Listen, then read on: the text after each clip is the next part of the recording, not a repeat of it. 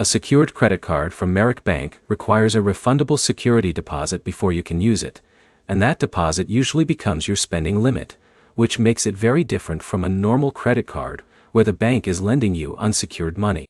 By the end, you'll know how the Merrick Bank secured card actually works, what it costs to keep open, and whether it makes sense for building or rebuilding credit. A secured card like this is mainly designed for people who don't qualify for traditional credit cards yet. You put down a cash deposit, and that deposit acts as your backup for the bank. If you stop paying your bill, the bank can use that deposit to cover the balance. If you close the account in good standing, the deposit is returned.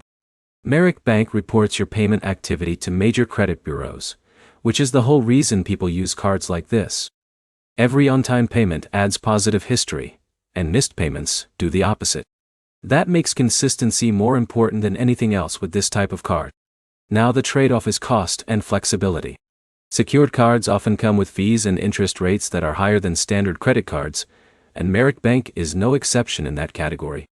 That means carrying a balance is expensive, so it only works well if you're paying it off in full every month. The other thing to pay attention to is how long you plan to use it. Secured cards are usually not meant to be permanent. After you build enough positive history, some users become eligible to upgrade to an unsecured card or move to a different issuer entirely. That upgrade process is not automatic for everyone, so it depends on your credit behavior over time.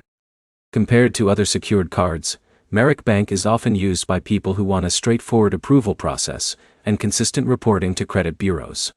But if you're looking for low fees, rewards, or long-term benefits, there are other secured cards that may fit better depending on your situation. So here's the simple breakdown. This card works if you need a basic entry point into credit.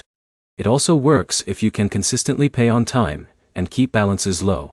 It's not a strong fit if you're looking for rewards or low-cost long-term use.